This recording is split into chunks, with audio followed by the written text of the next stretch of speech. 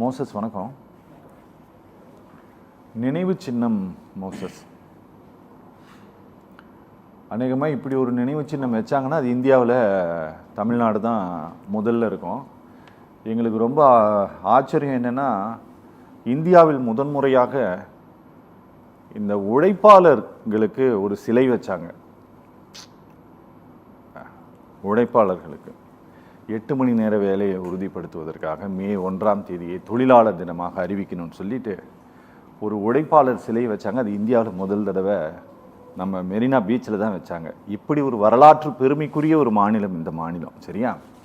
அதில் இப்படி நாங்கள் 41 பேருக்கு சிலை வைப்போம், அதுவும் தாவேகா சார்பில் வைப்போம் அப்படின்ட்டு விஜய் சொல்லியிருக்காரு. அவர் வெறும் தாவேகா தலைவர் இல்லை, இந்த மாநிலத்தினுடைய முதலமைச்சரும் கூட.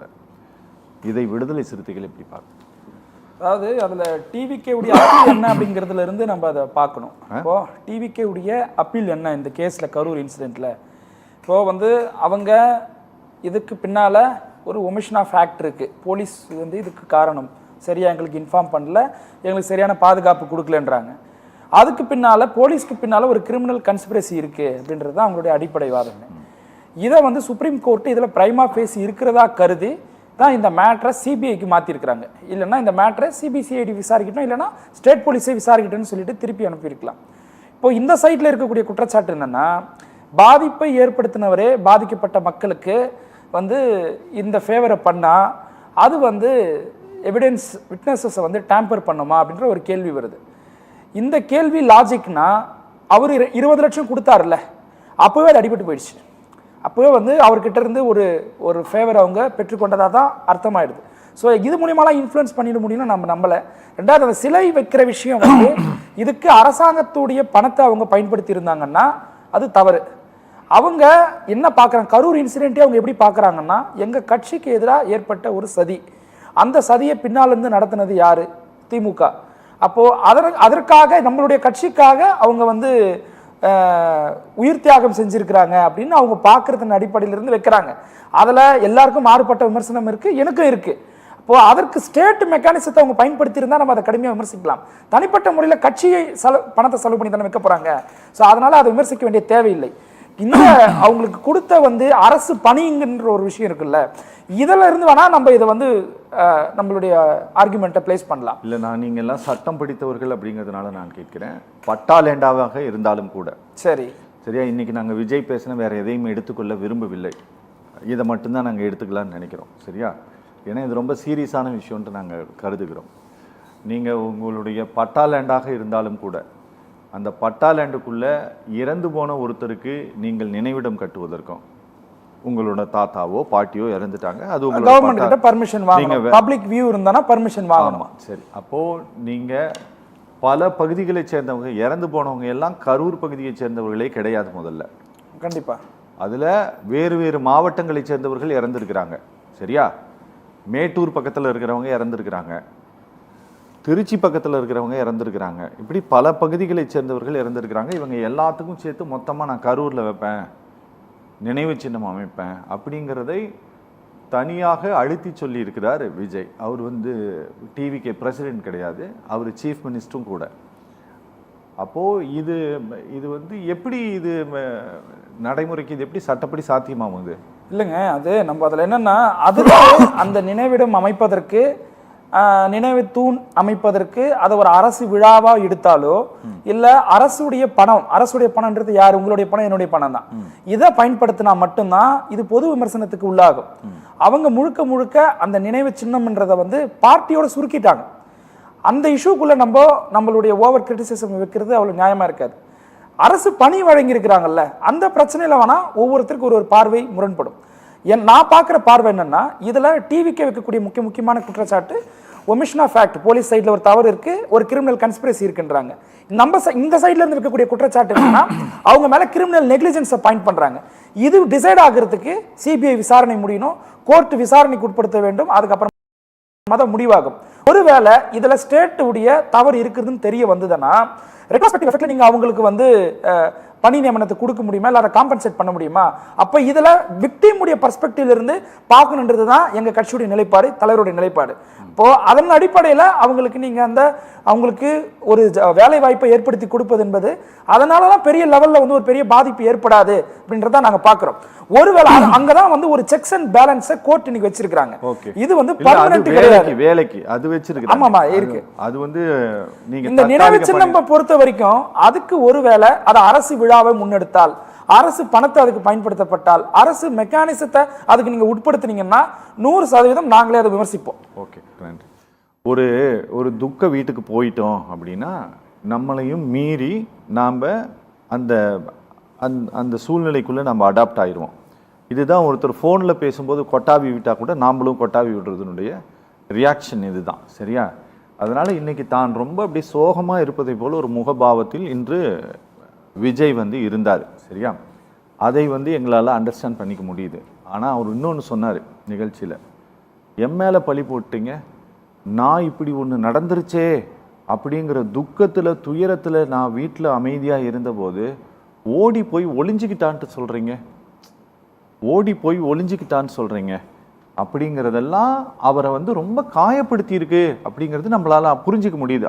அதை விட்டு அவரால் வெளியிலே வர முடியல. இன்னைக்கு இல்லை, இன்னும் 100 வருஷம் ஆனாலும் வர முடியாது. அவரால் இதனால் வர முடியல. இந்த சின்ன வார்த்தைகளே அவரால் வெளியில் அவரை வரவிடாமல் செய்கிறது. அப்படின்னா நீங்கள் அதிகாரத்தில் இருந்து கொண்டு காவல்துறை தான் இந்த டிராமா பண்ணது, நாடகம் போட்டது, கரூர் மாவட்ட காவல்துறை தான் இந்த நாடகம் போட்டதுன்ட்டு இன்னைக்கு ஒரு பவர்ல இருக்கக்கூடியவர் சொல்கிறார். இதை தமிழ்நாடு காவல்துறை தலைவராக இன்று இருக்கக்கூடியவர் இதை ஒத்துக்குவாரா? உண்மையிலே விஜய் மேல வந்து பழி போட்டாங்கன்னு சொல்றாங்கல்ல, விஜய் மேல வந்து லீகலா பழிய போடவே இல்லை திமுக அரசு. அது பண்ண தவறு, அதான் அவங்க பண்ண தவறு. அதுதான் எங்களுடைய தலைவர் வந்து அன்றைக்கே சுட்டி காட்டினார். நீங்க இன்னைக்கு வந்து ஒரு நரேஷனை செட் பண்றாங்க, கன்க்ளூஷனை செட் பண்றாங்கன்றலாம் நீங்க சொன்னீங்க. செட் பண்றது யாரு? விஜய், அமைச்சர் ஆதவர்ஜுனா. அப்போ தாமதமா வந்தது யாரு? அதிகாரிகள் சொன்ன விளக்கம் என்ன அதுக்கு? தாமதமா வந்தது யாரு? அன்றைக்கு விஜய், தாவேக தலைவருடைய விஜய். தாமதமா வந்தவர் மேல தானே நெக்லிஜென்ஸ், கிரிமினல் நெக்லிஜென்ஸ் ஃபிக்ஸ் பண்ணணும். ஒரு கிரிமினல் தேரியில சஸ்பெக்ட், அக்யூஸ்ட் ப்ரூவ் பண்ணப்பட்டா கன்விக்டட், ப்ரூவ் பண்ணலைன்னா அக்யூட்டல், சரிங்களா? இதில் எந்த வரையறுக்குள்ள நீங்கள் முதலமைச்சர் விஜய் அவர்களையும் அமைச்சர் ஆதவர்ஜுனாவையும் நீங்கள் ஃபிக்ஸ் பண்ணுவீங்க சொல்லுங்கள்? எதுலையுமே ஃபிக்ஸ் பண்ண முடியாது. இந்த கேஸை பொறுத்த வரைக்கும் அவங்க விட்னஸ். அப்போது இதை ஃபிக்ஸ் பண்ணாதது யார்? அப்போது நம்ம வந்து ஒரு டிஸ்கஷனில், ஒரு டிபேட்டில், ஒரு கருத்துருவாக்க தர அரசியலில் நம்ம விஜய் தாமதமாக வந்தது தான் இதுக்கு காரணம், போலீஸுடைய அந்த இன்ஸ்ட்ரக்ஷன்ஸை அவர் ஃபாலோ பண்ணாதது தான் இதுக்கு காரணம்னு சொல்கிறோம். அந்த பக்கம் போலீஸ் வந்து ஒமிஷன் ஆஃப் ஃபேக்ட், எங்களுக்கு சரியான பாதுகாப்பு கொடுக்கல, அவங்க கொடுக்காததுக்கு காரணம் பின்னால் ஒரு கிரிமினல் கன்ஸ்பிரசி இருக்குதுன்னு அவங்க சொல்கிறாங்க. அவங்க வச்ச ஆர்குமெண்ட்ல தே ஆர் வெரி கிளவர். ஆனால் நீங்கள் அன்னைக்கு அரசுடைய முகமாக இருந்தீங்க. அரசுடைய முகன்றது எது? எஃப்ஐஆர்ல ரிஃப்ளெக்ட் ஆகணும். ரிஃப்ளெக்ட் ஆச்சா? பண்ணல அவங்க. அப்படி அது யாருடைய தவறு? அப்படி அந்த தவறை நீங்க கிரவுண்ட்ல அங்க பேஸ்ல பண்ணிட்டு, இதுதான் எங்க தலைவர் அன்னைக்கு சொன்னார், ஏன் விஜய் மேல நீங்க வழக்கு பதிவு செய்யலன்னு கேட்டார். ஏன் அவர் மேல நீங்க கைது நடவடிக்கை எடுக்கலன்னா கூட பரவாயில்ல, வழக்கு பதிவு செஞ்சிருக்கலாம், எஃப்ஐஆர்ல ஏன் பேரை சேர்க்கலன்னு கேட்டார். இதோடைய எஃபெக்ட் எனக்கு யார் ஃபீல் பண்றது? அப்ப அன்னைக்கு அதிகாரத்தில் இருந்த அதிகாரிகள் பண்ண தவறுக்கு இன்னைக்கு அவர் ஒரு விஷயத்தை செய்யறாருன்னும் போதோ நீங்க லீகலா அவர் மேல வந்து அதை பிக்ஸ் பண்ண முடியாதுன்னு சொல்றேன் சார். இல்ல சார், நீங்க காவல்துறையை இன்று தன்னுடைய கட்டுப்பாட்டில் வைத்துக் கொண்டிருக்கக்கூடியவர் திரு விஜய். சிபிஐ அவருடைய கட்டுப்பாட்டில், சிபிஐ அவருடைய கட்டுப்பாடு, investigation before CBI, not CBCI sir. இல்ல இது சிபிஐல இருக்குதுங்கிற காரணத்தினாலேயே அந்த துறைக்கு பொறுப்பானவராக இருக்கக்கூடிய விஜய், ஒரு மாவட்டத்தினுடைய காவல்துறை தான் இதுக்கு வந்து உடந்தையா இருந்தது இந்த சார் பொன்னதுங்கிறார் சார். இது சதி சூழ்ச்சி, அதனாலதான் செத்தாங்க, அதனால அவங்க நினைவா நான் வந்து நினைவு தூண அமைப்பேன், நினைவு மண்டபத்தை அமைப்பேன். இது தவறுன்னா இத வந்து கேள்வி கேட்கக்கூடிய அத்தாரிட்டி யாரு? கேள்வி கேட்கக்கூடிய அத்தாரிட்டி ஏன் இதுல மியூட் ஸ்பெக்டேட்டரா இருக்கிறாங்க, அமைதியா இருக்கிறாங்க? அப்ப அந்த கேள்வியை தான் நம்ம கவனம் செலுத்தணும். இது கேள்வி கேட்கக்கூடிய அத்தாரிட்டி சிபிஐ சமன் கொடுத்து தோழர் சொன்னது போல கேட்கலாம். இல்லைன்னா இது மானிட்டரிங்கா இருக்கக்கூடிய ரிட்டையர்டு சுப்ரீம் கோர்ட் ஜட்ஜ் இதுல வந்து இன்டர்ஃபியர் ஆகணும். ஆனா அவங்க ரெண்டு பேருமே அதை கேட்கல. கேட்காததுக்கு என்ன லீகல் கிரவுண்ட் இருக்குன்னா, விஜய் வந்து அக்யூஸ்ட் பர்ஸ்பெக்டிவ்க்குள்ளவே வரலன்ற. ஓகே, விஜய் மேல நீங்க எஃப்ஐஆர்ல சேர்க்கவே இல்லைன்ற உங்க அதாவது பவர் அண்டர் யுவர் கண்ட்ரோல், உங்க கீழே அதிகாரம் இருக்கும் பொழுது நீங்க இந்த மேட்டரை சரியா கொண்டு போல. அதுக்கு என்ன ஆச்சுன்னு எனக்கும் தெரியல. Okay okay. அன்றைக்கு வந்து அவர் ஒரு டிவிகே உடைய தலைவர், அவ்வளவுதான். அவர் முன்னாள் முதலமைச்சரோ முன்னாள் அமைச்சரோ எதுவுமே கிடையாது. ஒரு சினிமா பாப்புலாரிட்டி அவ்வளவுதான் அவருக்கு இருந்தது. செந்தில் பாலாஜி கேஸ்ல அவருக்கு ஜாமீன் கொடுக்கறதுக்கு கோர்ட்டு கேட்ட கேள்வி என்ன? ரொம்ப முக்கியமான கேள்வி. மினிஸ்டரா இருக்கணுமா, ஜெயிலுக்குள்ள இருக்க போறீங்களா? இதுக்கான பின்னால இருந்த அச்சம் என்னன்னா, இவர் மினிஸ்டரா இருந்தாருன்னா இன்ஃப்ளூயன்ஸ் பண்ணி எவிடன்ஸை வந்து டேம்பர் பண்ணிடுவாரு. அப்போ மினிஸ்டர் நீங்க ராஜினாமா பண்ணதுக்கு அப்புறம் தான் அவருக்கு பெயிலே வந்து கிடைச்சது, மேட்டர் கிடைச்சதுங்களா? இப்போ அது போல இந்த இஷ்யூ வந்து ஸ்டேட் போலீஸ் கண்ட்ரோல்ல கிடையாது. இது ஒரு யூனியன் கவர்மெண்ட் ஏஜென்சி விசாரிக்கிறாங்க. அப்போ ஒருவேளை அது தவறுன்னா அதை கேட்கக்கூடிய அத்தாரிட்டி அவங்க. சில இடங்கள்ல திமுக அரசும் அன்றைக்கு இருந்த அதிகாரிகளும் பிரஸ் மீட் முன்னாடி விஜய் தாமதமா வந்தார், அதான் காரணம். விஜய் வந்து சொல் பேச்ச கேட்காம உள்ள போனார், அதுதான் காரணம். எங்கடா எஃப்ஐஆர்ல போட்டீங்க? போடவே இல்லையே. அன்னைக்கு நீங்க அதை பண்ணிருந்தீங்கன்னா இன்னைக்கு வந்து ஒரு செக்ஸ் அண்ட் பேலன்ஸ் இருந்திருக்கும்ல. Okay okay. மோசஸ் ஏதாவது சொல்ல விரும்புறீங்களா? நான் நிகழ்ச்சி முடிக்கிறேன் மோசஸ். அதாவது உங்களுக்கு இந்த நினைவு சின்னம் அமைச்சதுல வந்து எங்க அரசு உடைய பணம் அதில் பயன்படுத்தப்பட்டிருந்தா அது தவறு. அதெல்லாம் அமைக்கலையே, சொல்லி இருக்கிறாங்க. அதாவது வேலை கொடுத்த விஷயத்தை பத்தி மட்டும் வந்து எங்களுடைய துணை பொதுச் செயலாளர் அன்றைக்கு எம்எல்ஏவா இருந்த அண்ணன் எஸ் பாலாஜி அவர்கள் சட்டமன்றத்தில் சம்பந்தமாக பேசியிருக்கிறாங்க. கொடுக்கணும்னு சொல்லிட்டு டிஎம்கே உடைய ஸ்டாண்டும் வந்து கொடுக்கக்கூடாதுன்னெலாம் கிடையாது. ஸோ அந்த அடிப்படையில் அவங்களுடைய சோஷியோ எக்கனாமிக் பேக்ரவுண்டில் விக்டிம் பர்ஸ்பெக்டிவ்ல இருந்து அவங்களுக்கு கொடுத்ததெல்லாம் பெருசாக தவறு கிடையாது. ஆனால் இந்த விசாரணை திருப்பி வந்து அட்வர்ஸாக மாறாமல் அதை கண்காணிக்க வேண்டிய பொறுப்பு சிபிஐக்கும் அதை மானிட்டர் பண்ண சுப்ரீம் கோர்ட் ரிட்டையர்ட் ஜட்ஜுக்கும் இருக்குது. அதை மட்டும் இந்த இடத்துல தெரிவிச்சுக்கொள்ளும். ஓகே.